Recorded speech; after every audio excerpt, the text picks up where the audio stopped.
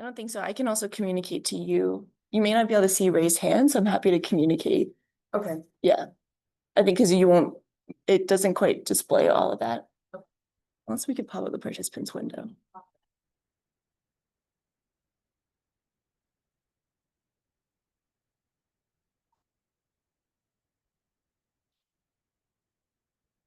Take a turn. You have to upgrade them to. Oh, gotcha. Sorry.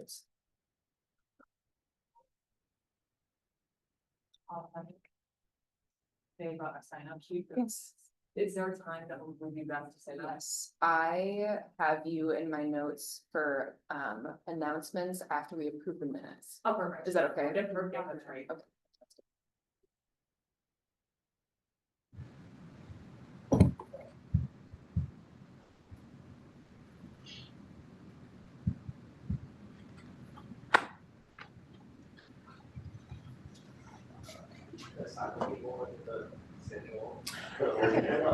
I don't think that's what I'm gonna do, I'm just gonna sign up just because Wait. it's so hard to get people. Since I'm not Yeah, here, so I'll do is that, that but I okay? think that I'm. No, I don't. Yeah, should be you. Yeah, everyone is like. Yeah, we were actually for a while, we were until I like had you to my notes. Really? Yeah. Yeah, your And email's it's like going a to my regular spam too. Gmail address, I'm like, why? Yeah. It's because my domain was gone. Oh. Like 2 months ago. Okay, That could be, I know. That's when I feel it.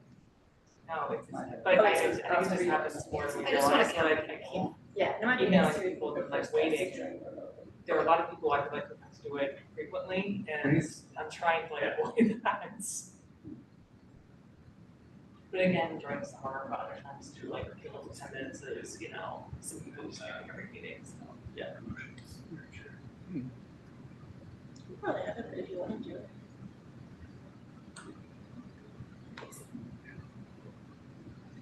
I love that we're called unlicensed room. Very undercover. I believe I had a different name last time.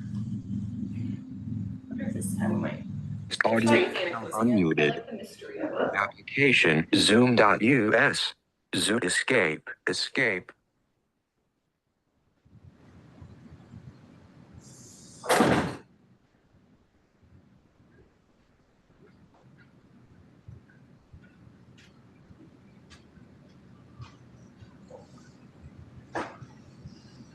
Oh, amazing.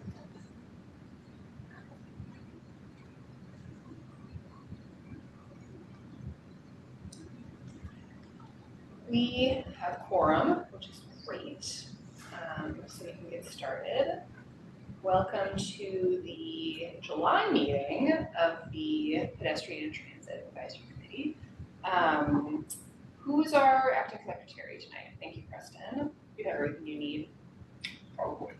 I have the agenda and I have a new sheet open, so. Amazing, nice, thank you.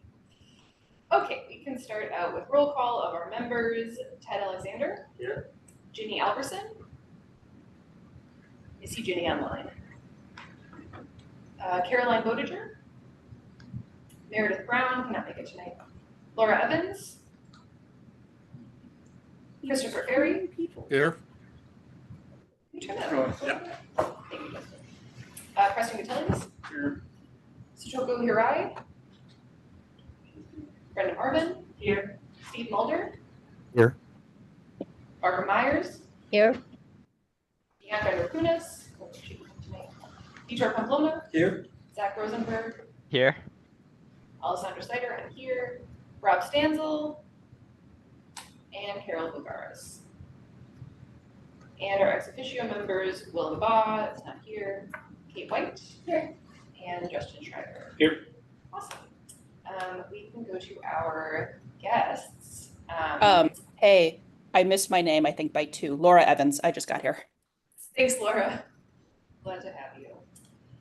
For our guest, do you want to say hi, Viola? Sure, I think I know most of you. Viola Augustine. I'm also a member of the Mobility Division, colleague of Kate and Justin. Thank you. Mackenzie, do you want to say hi? Yeah, sure. We know Mackenzie. And we have a bunch of folks online. Karen I'm gonna ask you guys to just introduce yourselves really quickly. So when you see a little pop-up on your screen that asks you to unmute, please do so and just tell us your name, maybe what ward you're in Somerville, assuming you live in Somerville, and just what interests you about tonight's meeting. So Karen, we talk to you all the time, but I would love for you to say hi, if you would like to. Hi, Karen Malloy here, Ward 5, longtime transit advocate and a member of Somerville Alliance for Safe Streets. And I'm joining tonight because I'm interested in the bus lane enforcement and some other items on the agenda. Thank you. Thanks, Karen. Always great to have you. Next up is Liam Jewell.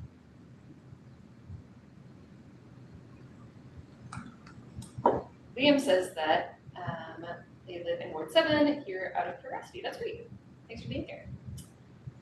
Next, I see Mark Levy.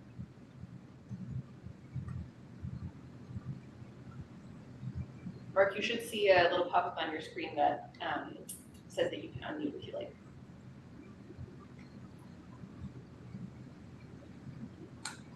If not, we were just happy that you were here. That is fine. And the last person I see on my screen is Zachary or Zach Yarrow.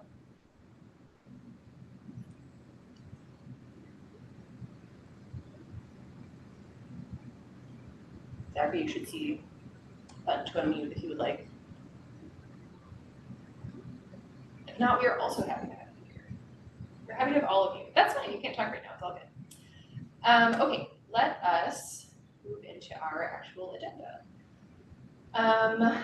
First off, we have to talk about the minutes. We have to approve the May and June minutes. Does anybody have any requested changes for the minutes? Seeing none, I motion to approve both sets of minutes. Do I have a second? Second, Brenda. Thanks, Brenda. All in favor, please say aye. Aye. Hey, All opposed? Okay, wonderful. I'm going to start off with some announcements. Why don't we start with Brenda? Hey everybody, this is Brenda, obviously. I want to talk about the rotating secretary responsibilities. I've been having trouble reaching some people, and I think I may be going into people's spam folders. So the first thing you can do to help me out is make sure that you're able to accept emails from brenda.marvin@gmail.com. For some reason, they do seem to be getting into spam for some reason. And the second thing, in order to try to make the process easier, I'm going to be adding a sign-up sheet to our shared drive, which I'll send the link to in the next couple of days. And therefore, if you know already that you're going to be able to attend a meeting, you can go in and sign up for a date that you'll know that you'll be in town. I'll still send you a reminder a couple days before the meeting and just make sure you're still able to do that. And if you're not able, I'll try to find someone to help fill in for that date. So please feel free to reach out to me if you have any questions. And I'll be sending that email shortly, so please accept me as your no email address before that. Thanks so much. Thank you, Brenda. Any questions for Brenda? Wonderful. Next, I am so excited that Pansy has been joining us for 6 meetings now, which means that she is eligible to, ask us to accept her as a member of PTAC. Would you like to say anything, Mackenzie? Hi everyone, I'm just excited to officially, or hopefully officially be part of PTAC. Cool. So we're gonna take a little vote. I motion to add Mackenzie as a official member of PTAC. Do I have a second? second. Great. All in favor, please say aye. Aye. Aye. All opposed? Okay, very controversial. Mackenzie, I will work with you to onboard into PTAC. We will probably have to do something with the mayor, but we'll work on those details. Thank you. So welcome, yay! So exciting. Does anybody else have any announcements for tonight?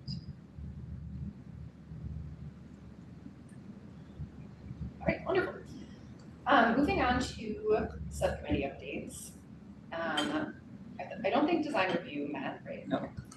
Special projects on hold. Community events, would anybody who's not me wish to talk about what we have been doing? Preston? No. You wanna say anything, Tim? Sure, yeah, I mean, we met and mainly just planned the event, which we also recently held a walk on Somerville Avenue, and we'll talk about that later in the meeting.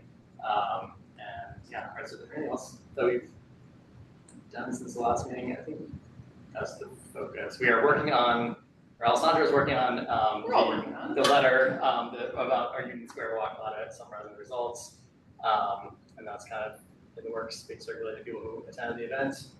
And yeah, we are planning to do a tabling at the farmers market probably in early August. So we'll keep that on your radar for volunteers.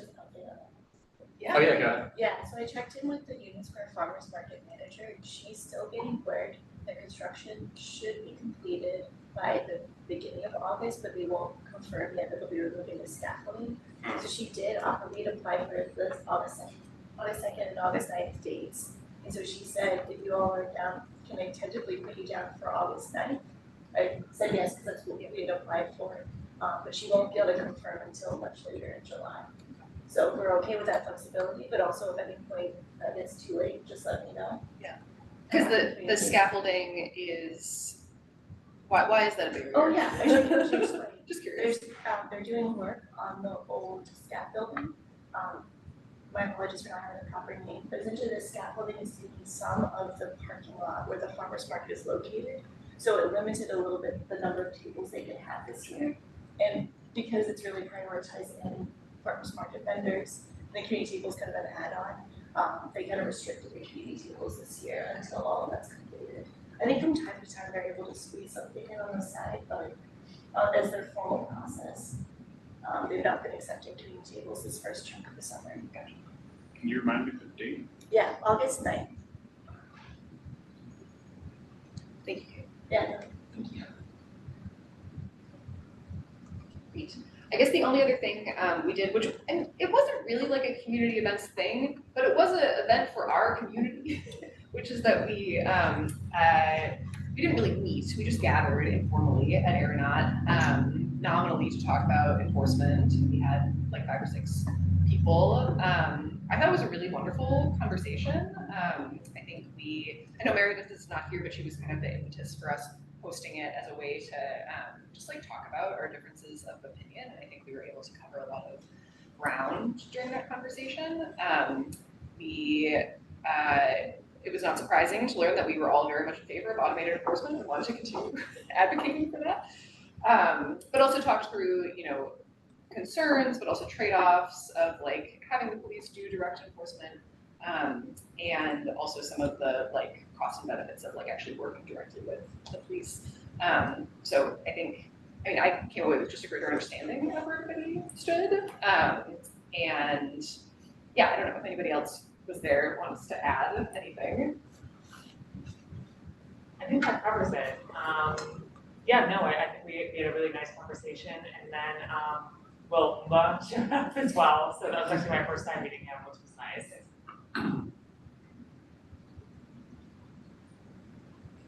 Cool.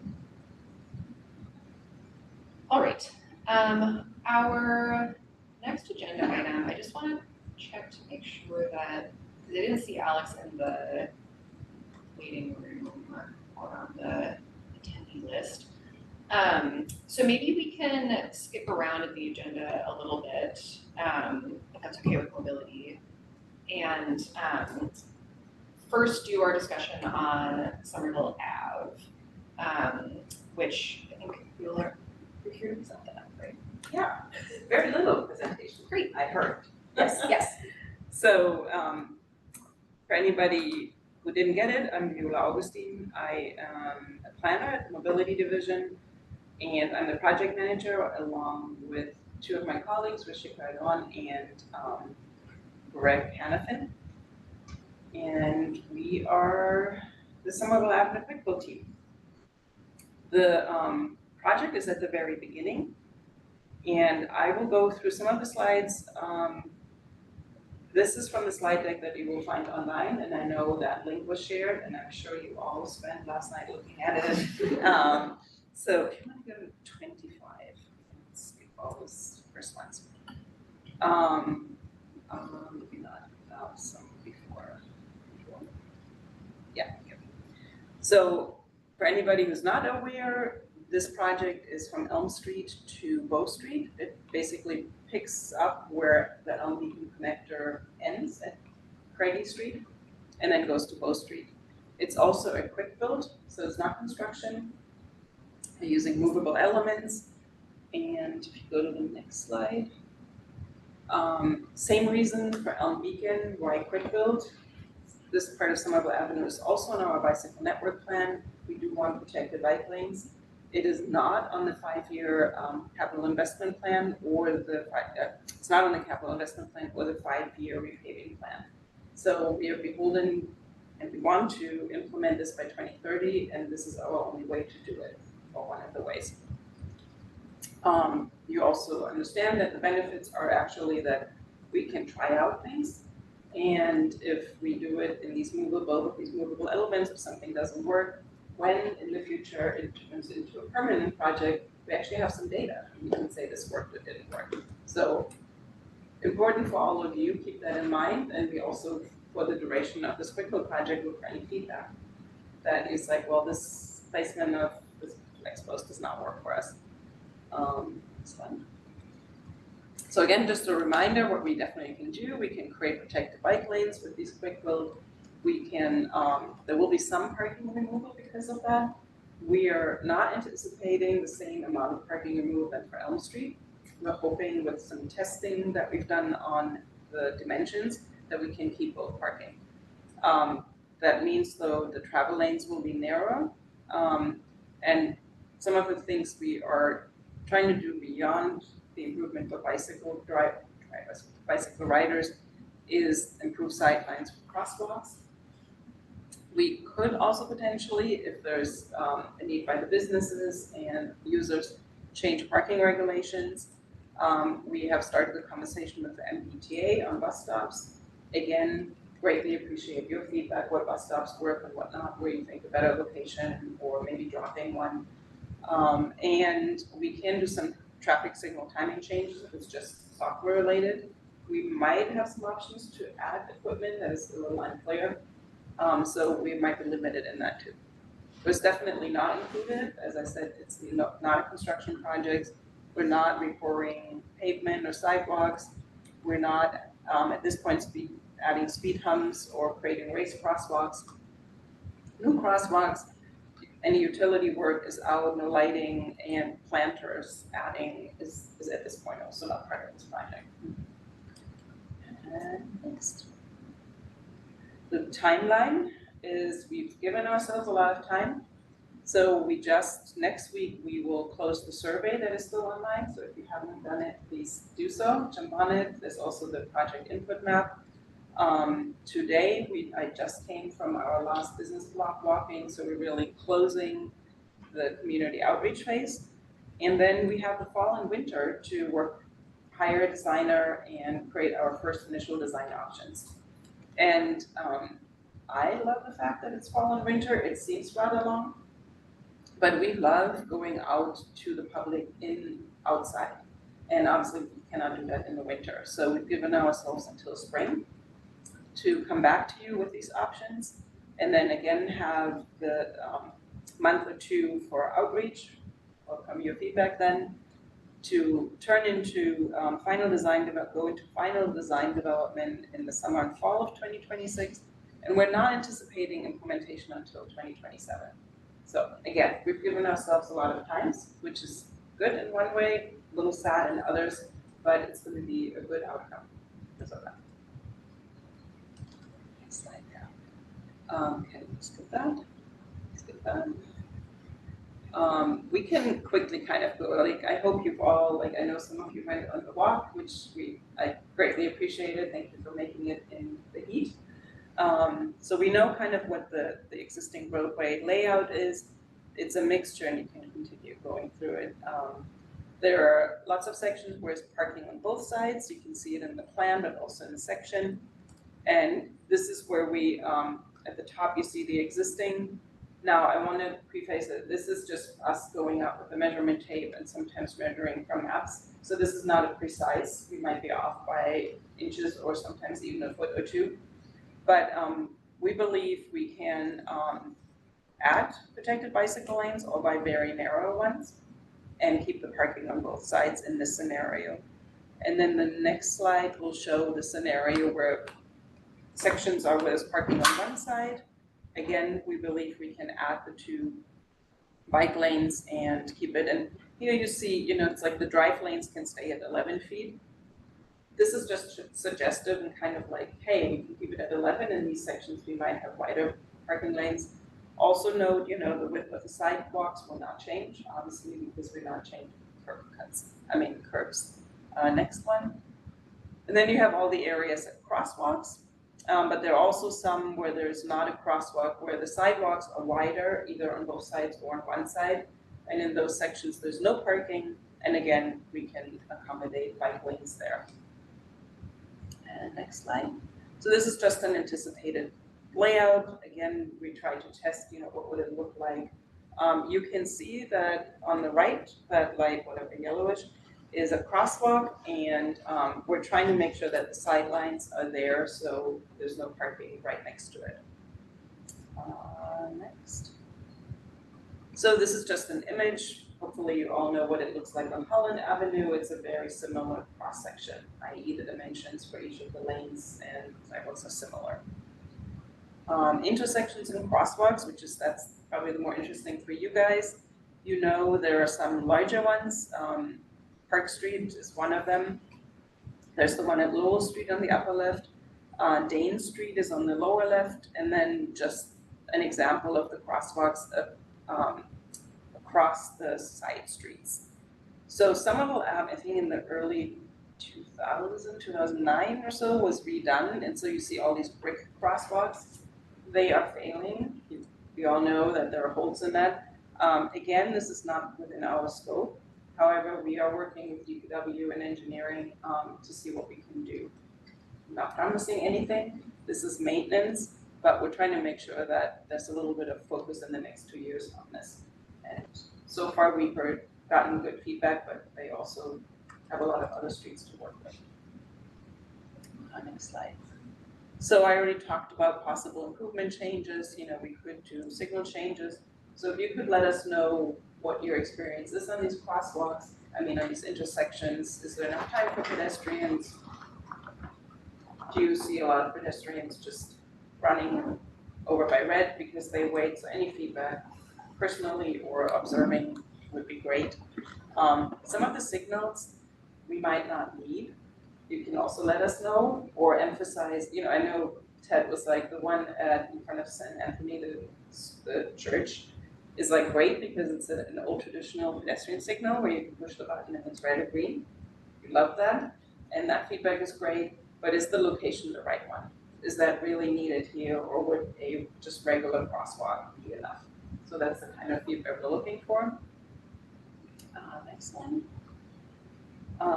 This is our traditional, I mentioned the clear corners. We make sure that the sidelines are there. The next one.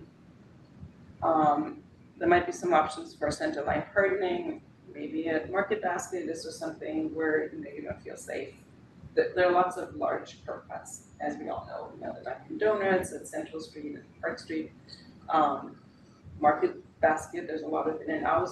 So any suggestions, or even just like me, and I don't feel comfortable walking down here. Again, appreciate it. Next slide. Buses, I also mentioned it. We started talking to MBTA about it. Are the distances of the bus stops, do they feel right? What's the waiting experience? So we appreciate your input there too. And this is just a reminder, these are where the bus stops are and the routes that are there. There will be a high frequency route, the 96, that is in the bus network redesign. So keep all that in mind. And I think that might be it. So yeah, open for questions and what your impressions were of the walk. Awesome. Thank you, Viola. Maybe before we get into what we talked about on the walk, are there any like initial questions, like clarifying stuff that Viola has said, or just like initial thoughts on the project? Two. You mentioned that there might be a possibility of adding some kind of equipment, and I think you were talking about traffic signals. Is that right? So would that be like potentially adding a walk sign in place where there isn't one, or talking about adding a couple other lights? I don't think we're gonna get whole light if we feel like there's another signalized crossing necessary. That is more for signalized crossings that we don't feel necessary, and I'll put it back over and eventually DPW can remove them. The other equipment is if, for example, Park Street, which is definitely like a problematic one, if we want to do a bicycle light there, we might need new paper to literally add another face, and that is something I cannot promise. We're having internal conversations of where we prioritize the little money we have to add, improve signals. And then I was going to ask just if there's things that if there are things that are kind of likely to get locked in one or the other in the design sort of early in this like first phase before you start collecting feedback now, and if there are kind of areas that would be particularly helpful to have feedback on now as opposed to spring. No, I think right now we're like open for anything.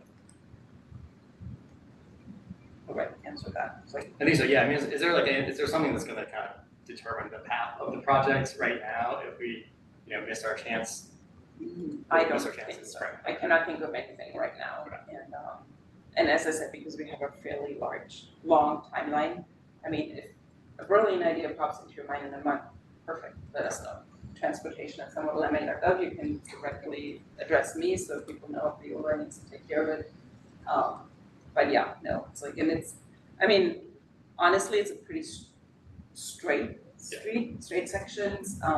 It's not like the Elm Beacon where the beach intersection was collaboration with Cambridge and like the Mossland change. None of that is here. That doesn't mean things might come up, but right now I think the focus will be on protected bike lanes, sight lines, and some of the signal changes. Some months ago, there was this discussion about intersection work, and one of the intersections was Central and Somerville. Yes, thank you Will for this mentioning. project happen before, after? What's Definitely before, okay. And it's a separate project, and that will happen, and that is a construction project. I think you all know about it. There's a webpage present. You mean the construction will occur before the clip? Yes. Yeah, sorry. Oh, I see. Yeah, I didn't know if they came under. Oh, So the construction is still anticipated to take place this year for Somerville at Central. nice. That might actually be something that determines designs a little bit. Like I'm thinking, there's like talk about a two-way bike lane on one side. If we feel it's great to have it along the entire corridor because of that construction, on that intersection, we'd have to switch that into a two-way. So that's the only thing right now. Karen, I see you have your hand raised. Audio now unmuted. Hi, yes, I have a question. I'm wondering about that little, I don't know what the word for this is, that little kind of like stub of a street that's at Wilson Square. It's basically at Craigie and Elm and that little, oh gosh, there's a word for it, I don't know what it is, but I'm just wondering if you're gonna dead end it or Viola, you're talking do you about, I don't know what to call it. Yeah, The you mean slip lane, Karen. I used to Yeah, slip lane, yeah. sorry. Anyway, so what's gonna happen with that? So that one is an interesting one, Karen, thanks for bringing it up. That is obviously where the Elm Beacon Connector project intersects with ours or buds. And we've had internal conversation, and at this point, the slip lane will not be dead-ended, but it's actually important to make the Elm Beacon project work. And most likely, they will take that part within their scope, like go, Audio now include unmuted. Craigie Street. Muted my audio. I missed some of that. I'm sorry, I missed the last sentence because of some, for some reason. Yeah. Okay.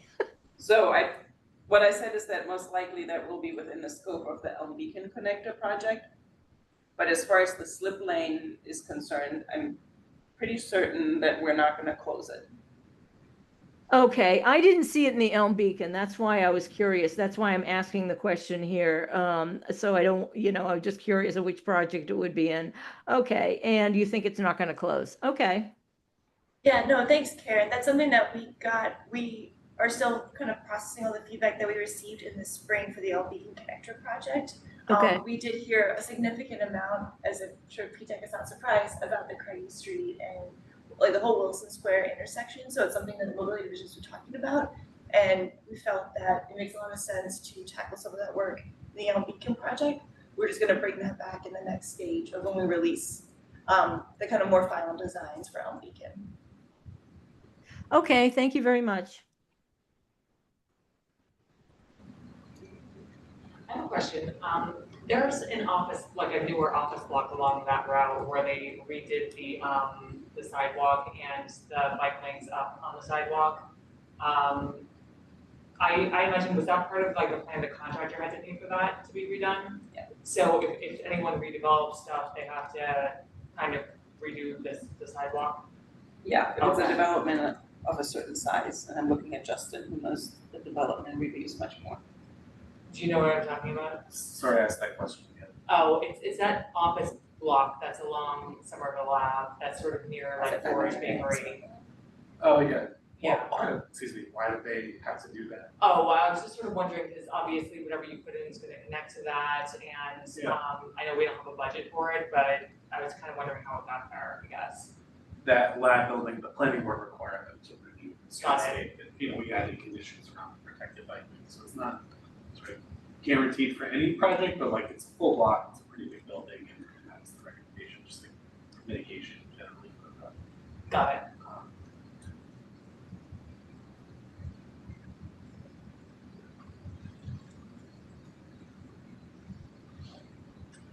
Cool. I think at this point, it might be helpful to share some of our findings and discussion from the walk that we did this Monday. I have typed up my notes as well as the notes from Barb's husband, John, who always takes fantastic notes on our community walks. So I'm happy to share them. It might be helpful. I wonder if could we like pull up a map, like a Google map? Yeah. Awesome. Just give me 1 second. Thank you. Just to like visualize it a little bit more.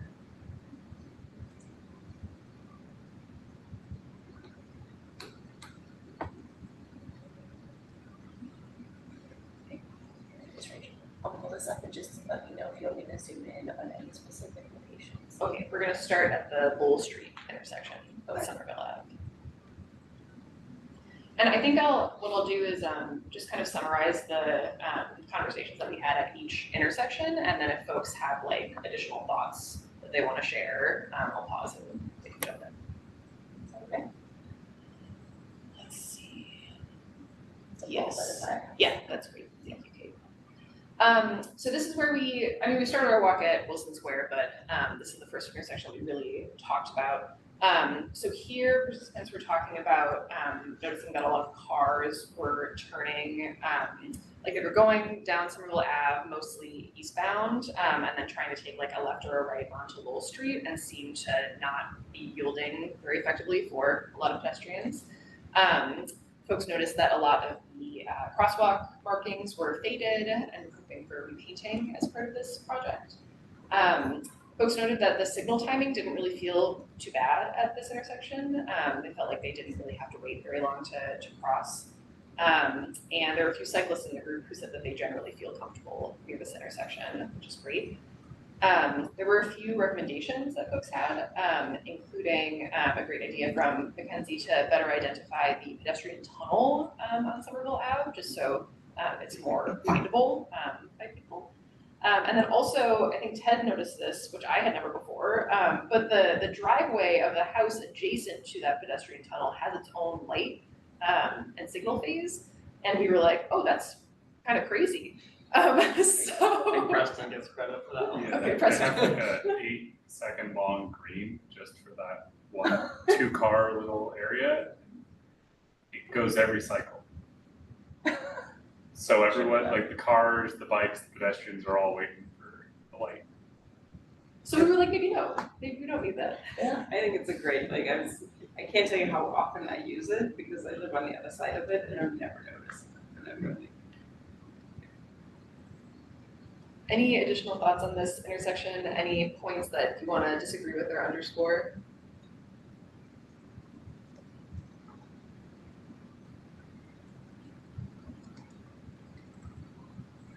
All right. Kate, I think we can move to Spring Street, kind of by that new Tough Tech building. This is slightly older map, so it doesn't kind of show. Oh yeah, I'm happy to bring up your map and just send it if that's easier. I think this is fine. Okay. So observations here, as Brenda brought up, you know, there were a lot of people who were really excited about the new sidewalk, floating bus stop, and protected bike lane here. We were like, we should do that with all developments. Folks were voicing obviously this can't happen as part of the Quick Build project, but just voicing a preference to place parking areas behind the buildings instead of in front, because if you place in front, then you deal with the curb cuts and just the real difficulty of walking when so many cars are trying to get into that parking lot. And we were talking about, particularly with the parking lot across from the Tough Tech building on the south side of Somerville Ave, there's a lot of car activity turning in and out of that parking lot. And I think we're particularly excited to see clear corners in that area because there's very low visibility with pedestrians and the cars entering and exiting. And then there were a few recommendations from folks. One is, if there isn't already one, I think it was ambiguous on whether there was, but a no through traffic sign on Spring Street, because we were noticing behavior of drivers going up Spring Street and then having to turn back because it's a one-way, except for like a single driveway on the left there. Folks wanted a lot more trees, and then this is just my pet peeve, but I just want to say it publicly all the time for as many people as possible to hear, which is that the Tough Tech building, the facade is very dark, and so it makes walking next to it extremely hot, especially on hot days. And I think the building's great. I love the community benefits of it, but if we could like have something in the zoning that says that you can't make a building like black next to the sidewalk, that would be great. Any other thoughts or observations on this intersection?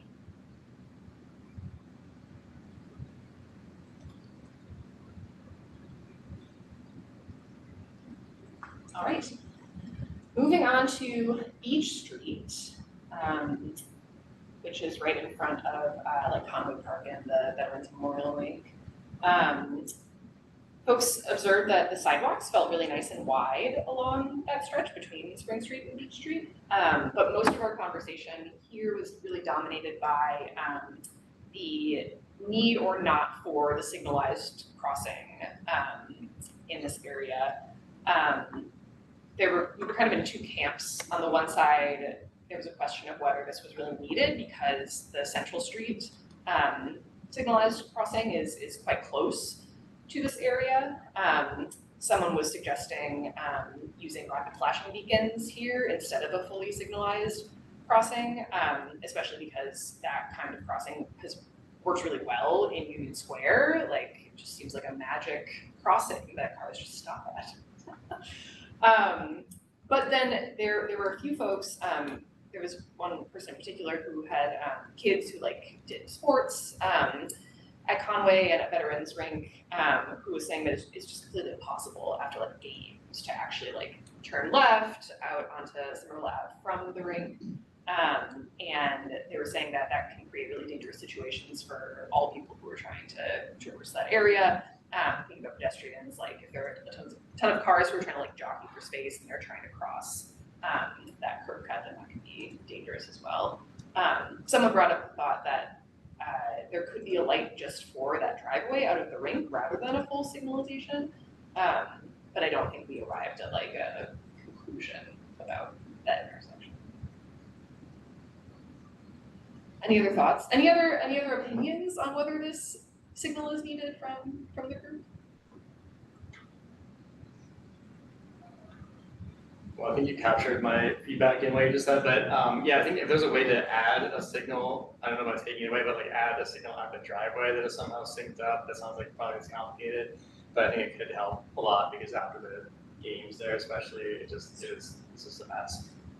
And so I would just suggest that you go stake that area out at night after a hockey game or something sometime and watch what happens.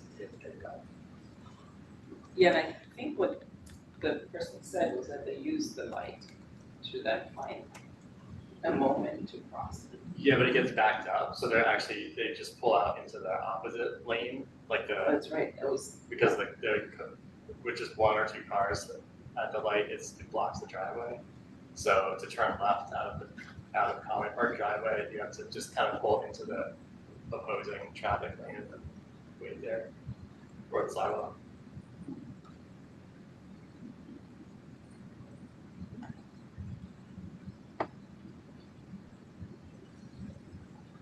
All right, moving on to Central Street. Everyone's favorite intersection. That will obviously be getting the construction project, which I think we're all excited about. But here, folks were observing that crossing is just a nightmare. It takes too long for pedestrians to cross, and it's scary to cross, especially with the chaotic parking lots on both sides. Someone was mentioning that drivers will like cut through the Walgreens parking lot to skip that, which I use this intersection all the time. I can't believe I've never observed that, but it makes sense that they do that. And then also there's some chaos happening in front of the Cambria Hotel with rideshare drivers doing pickup and drop off and trying to like go in and out of the driveway. So there's just a lot happening at this intersection that makes folks feel unsafe. Some participant recommendations.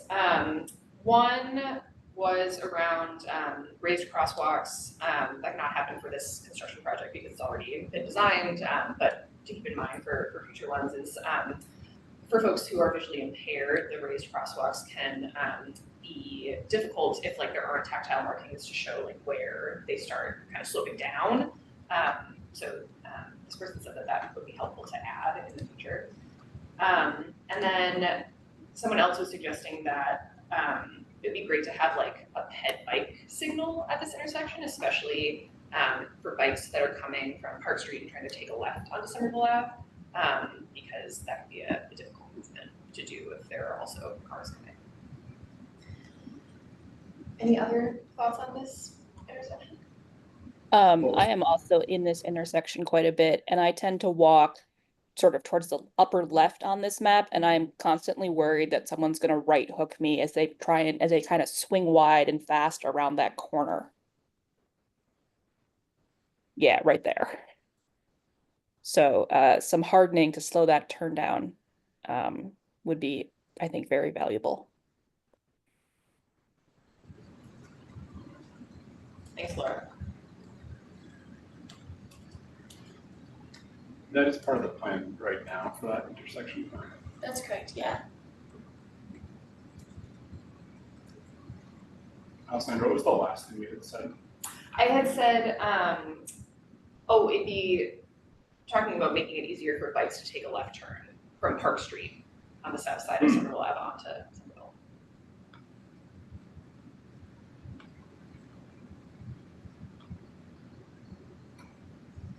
Okay, we have two more intersections. The next one is pretty short. It's at Percy Way, going to the Summer Nova development. Mostly people here were like, I like it. I never have a problem with this crossing. Seems great. And some cyclists in the group said that they will sometimes bike through Percy and like past Summer Nova to avoid biking on Somerville Ave. So hopefully this quick build project will help them feel like they don't have to do that. But one thing that I had brought up was Laurel Street, which is right next to Cambria and Pacific Hill, can have poor visibility for pedestrians who are walking west, which is concerning, especially because cars will come fast down the hill often. So something about that would be. Any other thoughts in this area?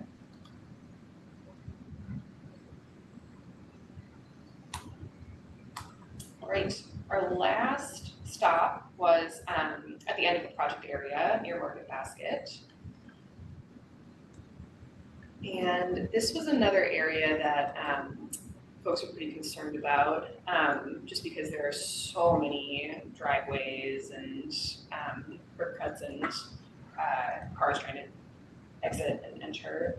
And kind of like any way you try to enter the parking lot, you're like jockeying in cars for space. So it would be, folks were saying that it would be awesome to have some sort of like dedicated pedestrian entrance that didn't force people to like walk on Church Street and then have to like enter through the like fence, right? Because that's currently, yeah, that's done. And there were some recommendations in addition to parking at that sort of pedestrian pathway. One was to add more bike parking because it's always filled up when folks try to go shopping. We talked a little bit about the bus stops and thought they were good. The bus stops closest to Market Basket thought they were good candidates to be consolidated because they're quite close to each other right now. And then one other thing that we thought about was the intersection at Church Street, kind of right before Market Basket, if you're traveling westbound, that's just like, no man's land because you have people turning from Church Street, you have people coming out of Market Basket, you have a lot of traffic, west and eastbound. And so we were thinking like, could we make, if a driver is coming from Church Street, could we restrict the movement to like right turn only for those cars to like mitigate a little bit of that chaos? Any other thoughts? Yes, Martha. Now, that seems really tough, especially if you're on a bike trying to go left, or if you're coming out of Market Basket trying to take left. It's just chaotic, and there's a lot of things to have to look at. So I think any good ideas to make that easier would be welcome.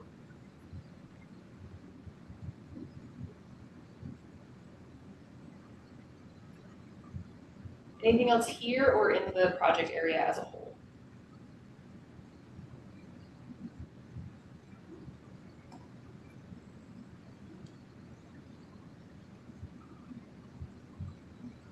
Alrighty. Would it be helpful to send you guys the notes that we typed up? Yeah.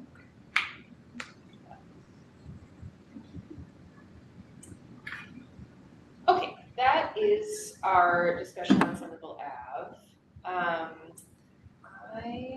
want to see. I don't think Alex is here still.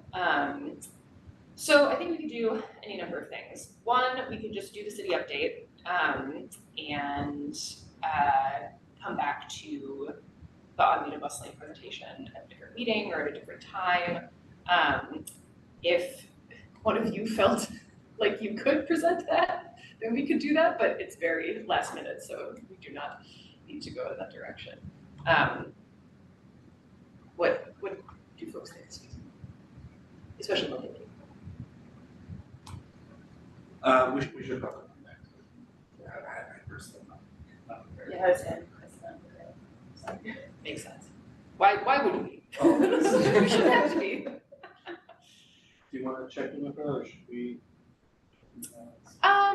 I feel like if you feel like you have the capacity to, that would be helpful. I don't know, I feel like it would, if coming from the city, it might be a little more of a nudge. Thank you. All right, we have the city update next, so I will hand it off to you guys. All right. Thank you. So we don't typically give you guys a ton of construction updates, but we thought we'd share some things going on in the city this month. First of which is not a construction update, but an update on the Route 90, then some construction updates, and then we'll talk a little bit about another quick project on Middlesex Ave. So, starting with the Route 90, I think you may have seen in the agenda. I think first of all, thank you for your efforts advocating, and we were CC'd on a large number of emails from parents and other bus riders. And last month, this is a photo of the mayor walking cross street with our director Brad Ralston and also Philip Eng, the GM of MBTA and some other MBTA leadership. And the 90 is coming back to cross street. Yay. It will no longer go down Tough Street, so it's sort of reverting to its pre-Green Line extension routing, using McGrath to get Highland Ave. And yeah, I think it was effective to really talk about the impact on the students that live going to school along Cross Street, and also like access to City Hall, Somerville High School, like the central municipal campus of the city from East Broadway. And we are going to be making a number of changes on Cross Street to help smooth the bus using Cross Street. So things like adjusting signage and pavement markings. We have flex posts at the Edgerly School in our no parking zones. So we're looking at other like high impervious locations where it would help to make sure folks can't park there. It also effectively makes the travel lanes a little bit wider because they're kind of in the middle of that zone, particularly near intersections. And then the MBTA wants to take a closer look at the Broadway intersection to make sure the turn is a little bit easier. It's a common place the bus gets stuck. We heard from the MBTA that although there's like 25%, if you look at Cross Street versus Washington, there's about 1/4 of the buses running, but double the number of like incidents in terms of hitting cars or mirrors getting clipped, that sort of thing. So it's very tight for bus service. We're trying to make that a little bit easier. We think we're going to need to remove a couple of parking spaces near Broadway to make that turn easier, and we're also looking at what we can do for parking enforcement. So we're kind of in a little race now in the next 6 weeks to get that all done. And then we still have to talk about like, the future of the 90, the way the 90 turns around on McGrath in the assembly bound direction doesn't exist in McGrath Boulevard. Maybe some other options for that, and then there's also the 90 and the 88 in the bus network that are proposed to be consolidated. So then we're really losing that Green Line connection because the 88 goes to Leachman today. And the city's going to be talking to the MBTA, and I anticipate there is going to be some sort of public consultation about that at some point to figure out what's the long-term solution. Yeah, questions on that? I guess just to say that we are planning to talk more about the future of the 90 at IndyTech and like kind of address some of those long-term considerations that Justin was mentioning. So probably we'll do that like this fall, because it's not urgent. I think it's okay just to reiterate, just like thank you for your efforts. Like Justin said, we were CC'd on a lot of the inquiries that used the letter that the PTEC put together, and I don't know if you all get to see that. So there were many people that picked that up and advocated your message. Oh yes, Karen. Hi, I have a question. So during the budget cycle recently, or there was some funds for building or some sort of a new stop at Assembly, or building might not be the right word, but changing the stop at Assembly or one of the stops at Assembly. And I think it was also in anticipation of the 85 going to Assembly at some point in the fall or something like that. Is that anything you can speak about right now, Justin? Yeah, the Assembly Square TMA is partnering with a group called Neighborways Design to do, they're doing like a quick build floating bus stop. It's this company called Zikla from Spain. They do these modular platforms And they're piloting one. I think it's being constructed as we speak. On Grand Union, just north of Foley, near where the Blue Bike station is, by the big parking lot there. So that it's sort of related in that the 90 uses that stop, and the T is using the opportunity to remove. There's those just south of there, these big cutouts in the sidewalk for the bus to pull over. That the bus can't actually get to the curb because it's so deep, and we have out protected bike lanes for floating parking. So it's going to remove one of those stops, and when we move one stop, we have to make the pair accessible. So we're going to move the pair and not utilize this anymore. So that's moving ahead. It's not totally related to this, but the 90 will use it, and you know, it is proposed for the future 85. For now, it'll just be the 90 with a great vehicle. Okay, so it's happening soon. Okay, thank you. Yeah. Is that the same quick build bus stuff that they're using for the Beacon Elm?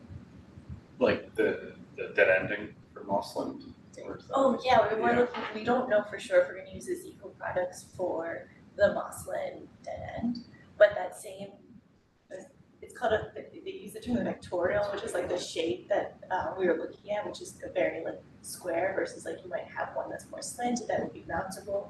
But yeah, it's similar, or it's the same products that we're looking at. And if you're ever up at that intersection, we actually already are testing some CEQA projects on those protected intersection corners. There's like these plastic slanted curbs, and there's these call them Those are armadillos. armadillos. Like these That's the little, name of the product. very aggressive like humps also. Yeah. On that quite the vehicle, or is it just the anyway, they make a number of these products that are quick build, the same style of attachment as a Flex bus. Okay, moving on. Also wanted to give an update on the participatory budgeting funded bus shelters. So this is the first cycle, $200,000 for bus stop improvements. We pushed that money into shelters. We're finally getting some of these going in the ground. This is a photo of the one around the corner from Gracie's Ice Cream on Washington Street. It's on the opposite Webster Ave, and the rest of them will be coming on a rolling basis over the summer, primarily on floating bus stops, because generally speaking, that's the longest we can fit them, unless we want to put them like on the back of the sidewalk, which is not always ideal when it's right up against the building, especially if there are businesses there. So those are coming at this location, and then also Washington at Tufts, where that new floating bus stop is. Washington at Beacon Street, where we just constructed a floating bus stop with the same project. When the project we referred to on Somerville Lab is constructed, one will go there. And then we've had a floating bus stop in front of the TAB building on Holland Street for a while, opposite Cameron. This will place another shelter there. There's benches, there's lighting. There's most of them are solar powered. All the ones we're doing are solar powered. Just a question about that. The one on Somerville Ave opposite Central Street, is that, there's already one Yes. there, so is that one not able to be just moved to the new location? This is the issue we run into. The same thing. There used to be a shelter on Holland Street opposite Cameron. These legacy shelters, well, we could move them, and then our contractor says this thing will fall apart. So, okay. So generally, we basically, well, that's a replacement location. It's such a high ridership stop that we kind of have to swap the next one on the list out and make sure we have a shelter there. Yeah. They usually cannot be saved when we do the sidewalk. What is the energy being used for? The solar, it's for the lights. Just like that. And there could be, it's up to the MBTA. There's wiring to attach like the e-ink screens on one of those posts. This is the narrow style of shelter. Actually, the standard product is a lead rail. We work with the to get the bench put in there. We want to keep at least 5 feet in the front, behind the curb, so we can't really, in most places, we can't use the full standard shelter. So this is sort of going to, I think it's potentially like the standard Somerville shelter with floating bus stop. Wider sidewalks, we can maybe use this. And then there's a few shelters that T is doing through a program they have. And that includes this one, another narrow shelter opposite Union Square Plaza. They're also adding one at 299 Broadway and replacing the one at 299 Broadway and replacing the one on Highland Avenue in front of Faulkner Towers. Those two, the replacements are the standard wider shelter. It's a little bit of a sidewalk pitch one. I think it goes down to 4 feet there. But we had a standard shelter there, and the thought was if this has been okay, that we don't want to make a more narrow shelter. We want to keep the same amount of protection. And I believe those all are up as well. They may be missing the glass at this point. Like they're all in place. Yeah, I think they might be also missing some of the bench, but the Yeah. glass panels. This is missing the bench too. And it's the same program that put one on Broadway for Rincon near the library there. And the Highland one kind of moved it down and limited a bit of a pitch point, which is nice. Yeah, Justin, I noticed there's one at that new building on Somerville Avenue that Brenda was mentioning earlier. Was that also funded by the developer? That was developer funded, yes. Same, this is all through the MBTAs. They have a contract with the designer. We're sort of hopping on their procurement. The developers are able to do the same thing. Okay. Their Same contract design. allows for third parties as well, but it's essentially the same shelter, yeah. And there's some finishing touches like, the stop, there'll be a sign with the stop on it. And maybe we can convince the team to do some DX screens since this is on the square. And we're sort of funding them and purchasing them and installing them, but then the T will accept them and they do the maintenance. They do the snow removal. They're sort of in the T system, and from that point forward, it's kind of their responsibility to keep it going.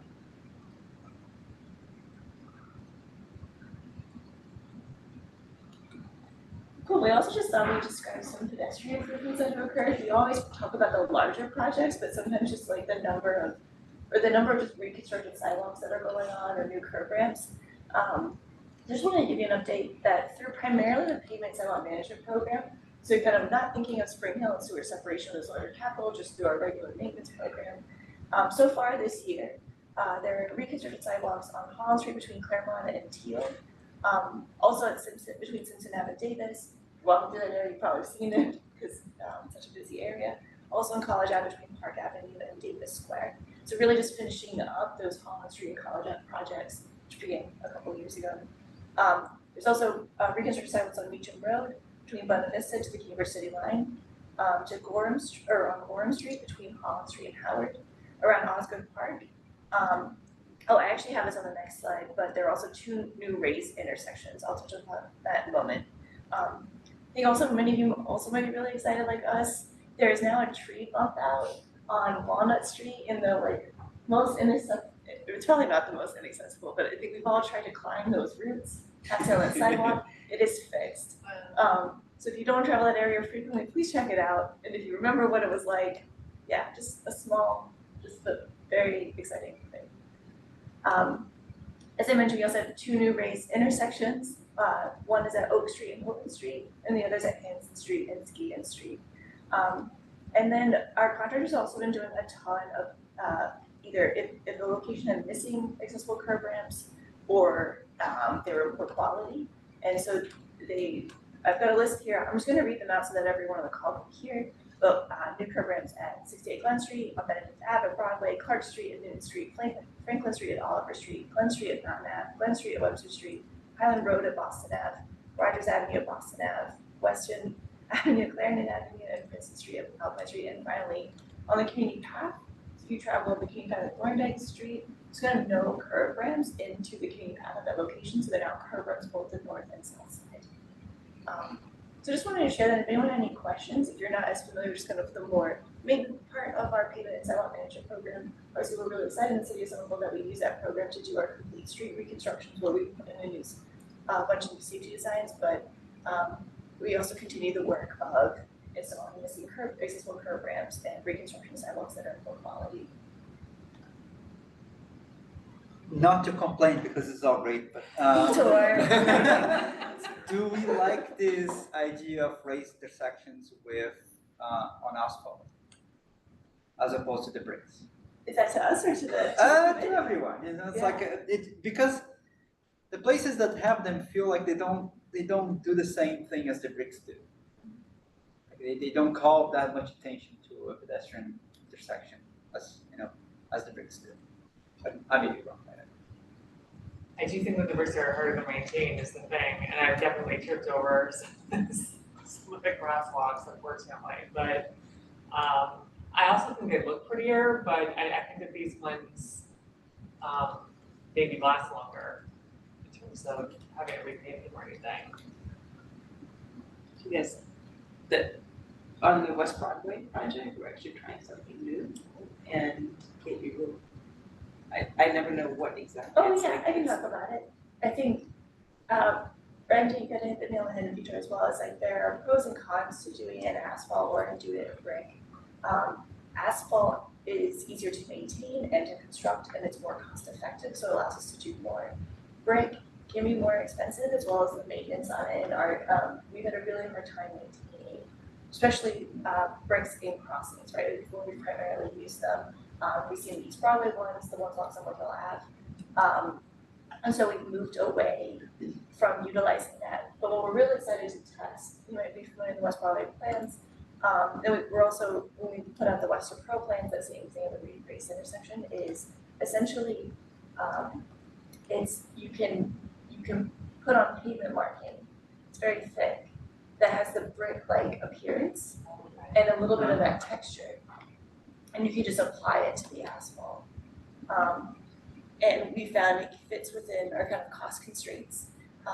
Gives you also that visual change, like you are, because the other thing, right, like raised intersections are fun when you can cross across. So you want something that someone can easily traverse.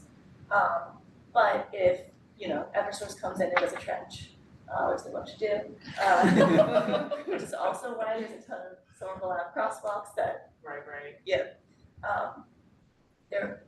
it's a much easier, what we're hoping, we haven't tested it yet, easier, substance, material, thank you, to maintain. And the other good thing is that if you mix two materials, like you see it in asphalt, it's concrete, they settle differently, and then you have the different levels, so we can avoid that with using asphalt, but just visually, which that's really the important thing. It's not so much the material itself, but that it looks different, and we can achieve that with this like stamped asphalt application. And it sounds like the answer is yes, but it's like a flat surface, right? It's not like. It does have a little bit, they Yeah. put a grid over it, it's like they heat it up and then put a grid so that it does look, but it's minor. Yeah, because I mostly just asked because I know that bricks are a challenge for people with mobility impairments, but it sounds like that is not a concern here. Well, it's also in the center, so you will still have the Gotcha. the crosswalks that are flat. And it's millimeters. Yeah. But there's some texture to it. Is it textured enough that people will like feel it at all if they're driving it, or is it just sound differences for tires? We'll see it. Yeah, I that's don't the think thing so. is, we've seen some examples in the Boston region. but Yeah, if we've any not- of you ever drive along Atlantic Ave, they have them, they're not colored, they're gray, but they're that same method. I don't think so. But it's just like the same thermoplastic that's used for like other markings, like a stoplight, something like that, but texturized. It's like sheets. Yeah, It's not and it thermo- has- Oh, okay. It's not. It's not It's not. just thermoplastic, it has some sort of aggregate resin, Okay. high friction on top. And then they lower a grid on it. It's a cool video, we can send that. You can watch it. Very, very curious to see how the plows handle it. Yeah, it's supposed to be as or more like durable as like Ruby Lake or the red markings, so it That's will, good. everything fades, but And heat wise, is it warmer or cooler? I guess it depends on the color. I actually learned a fun fact today from our traffic engineer who manages our pavement markings program. The Department of Transportation in DC did some studies on their markings, and when you apply lighter markings, it actually is cooler than the asphalt. I think it's probably what you're touching upon. It's more reflective rather than retaining. So the ones that we're using on West Broadway are like brick colored. Right, Yeah. so And it's I actually I don't know Somewhat. if that's less. Guess we'll find out. more than black, but not like white. I think I've seen programs in LA where they've been painting streets white. So. Better than black, I don't know how much better. We'll all be sitting on. I was gonna say, let's do the next dialogue. Yes, Stand. let's do it. No, It's in that- the, it's in the raised block part of West Broadway, so we'll have a significant chunk. I don't know if you noticed, but like the Central Street feels warmer now. Because of the asphalt. Fresh asphalt. I don't know if it's actually true, but it just feels warm.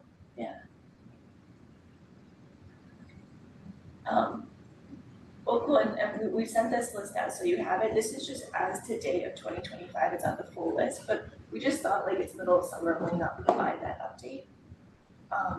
Also just wanted to touch upon, you might be familiar if you follow the Mobility Monthly newsletter. We did put out information around a quick build plan for Middlesex Avenue. So this is that like kind of stretch on the back end of like the Trader Joe's block.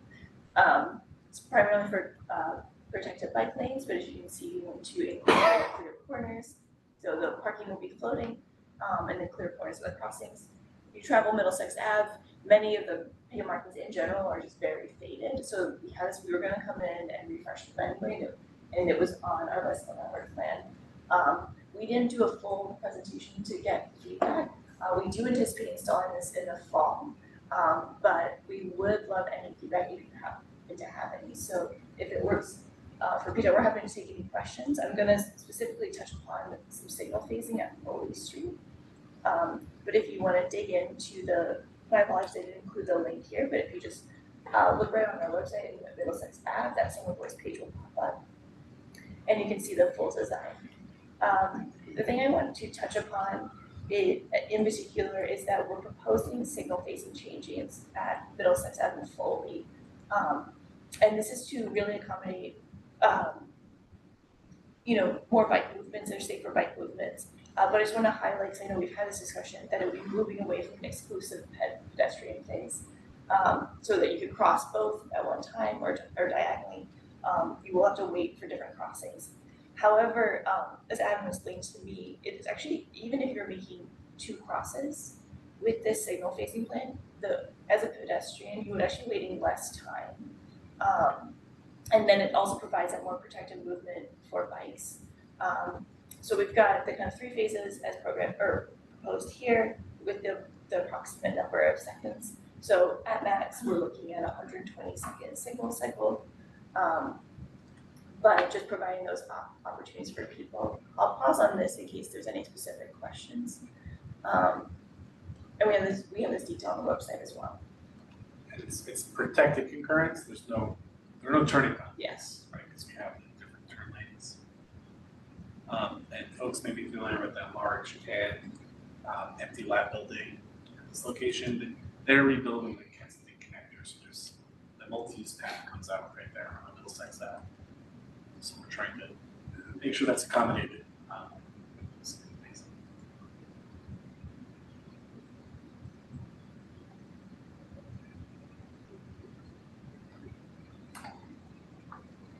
Will this help with speeding on Middlesex?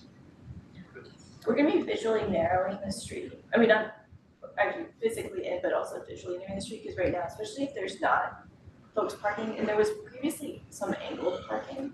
So there will be some parking removal, because with angled parking, you can fit more.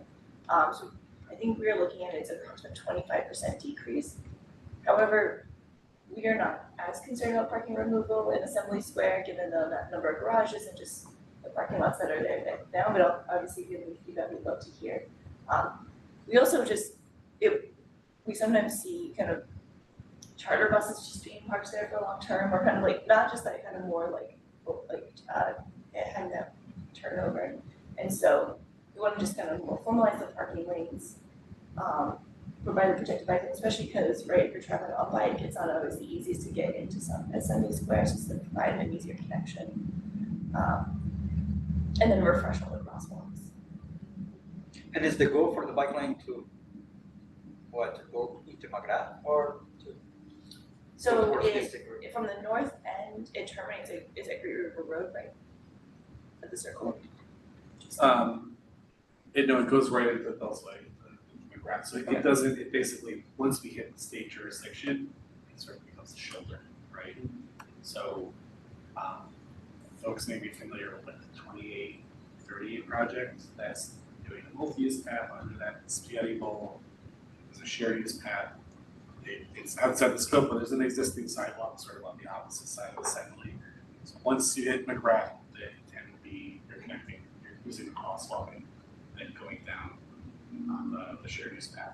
There's a block there between Middlesex and Puritan Road where it's that old narrow sidewalk, and then it's more of a standard 10-foot width. But you're connecting from Middlesex into McGrath, not through getting Grand Union first, then McGrath. Correct.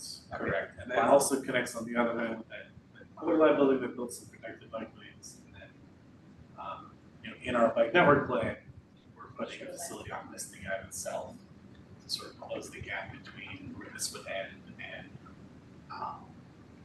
like the bridges, the Mystic and Montfort bridges, right in the boulevard. So it's the next building block of that, but we don't have that piece on Mystic Ave yet. And then it also connects just to Foley Street where we have the quick build lanes. That's helpful to display a map, so you see the 1 second, so. Yeah. Just pulled up a Google map showing Middlesex Ave. Yeah, I'm just wondering because the section between Middlesex and Grand Union on McGrath is just it's just a car, what's it called? Yeah. Like, Which section are you talking about, Vitor? Is it, oh, sorry, I feel like I forgot there's a delay. You talking about, so to the north, okay, to the north. Like the Fellsway. yeah, Fellsway between, after Middlesex and Grand Union. Yeah. Like putting bikes on Fellsway right there seems like very dangerous. Because that's, cars want to come in, want to go out, and it's just. Yeah, no, it's those intersections are pretty, they're made to move cars. And I think we the recommendation is to use the sidewalk on the far side, the side closest to you. And then it becomes a shared use path once you hit Puritan Road, just at the bottom of the screen. So it'll connect to 10 Hills, it'll connect through to like the Foss Park area. There's parts of it that need to be improved, but it's the start of a much better connection from 10 Hills to the road. And then if you're heading north, we have the protected bike lanes and a short drive. There's the underpass under, and then there are the buffered bike lanes on the bridge, which are not great. And then,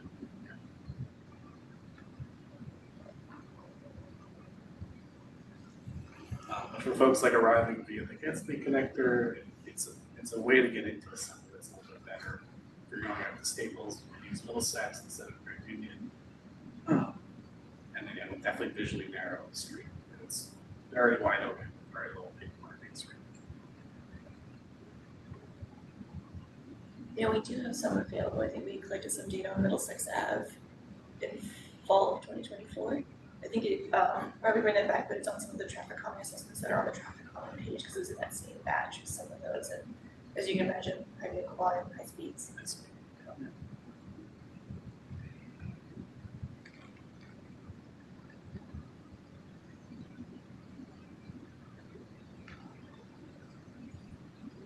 Does anyone have any questions regarding any of the, what we shared in the city update?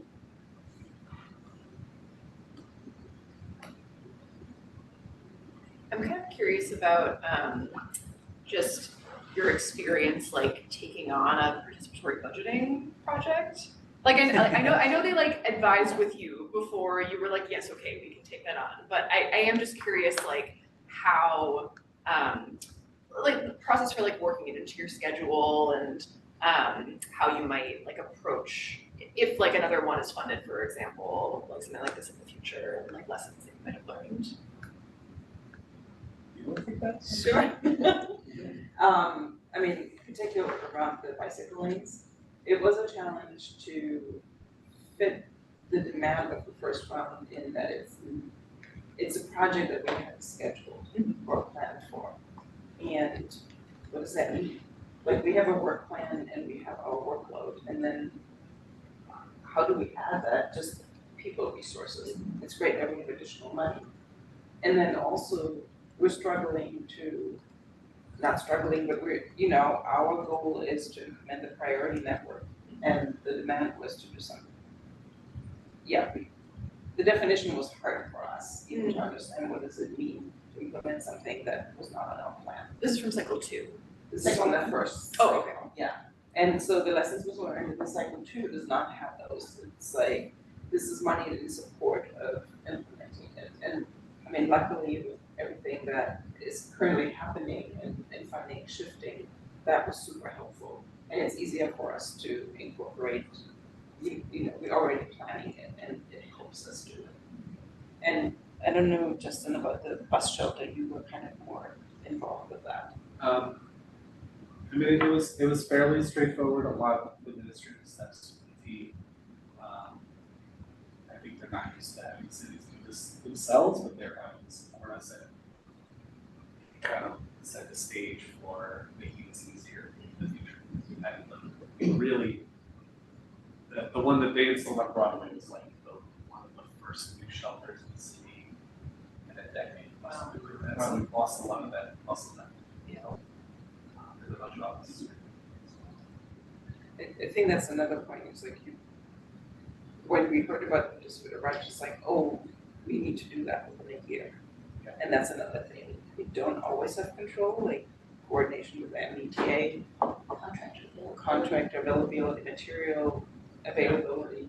So it's just like not to have the expectations like, hey, we get the money, and now a year later we see all these beautiful bus stops and additional bike lanes. It's like a process, we all have to go through processes and they take time. Yeah. Trying to plug these into other construction projects, oh, is the plan right? Or the railing can't go there, I mean, there's just a lot of coordination. Because you guys are restricted by whatever fiscal year you receive the money in, aren't you? Does it have to be used within? Not for this, this is okay, that's capital good. use. Okay. Thankfully. I mean, I think the goal is to do it in the next year, but Right. it hasn't always been possible. Yeah, my comment was more expectations by the public. Luckily, that funding is not. Okay, touched it's or not like operating, they but it disappear was or just something, like, you yeah. notice, yeah. Thank you for that.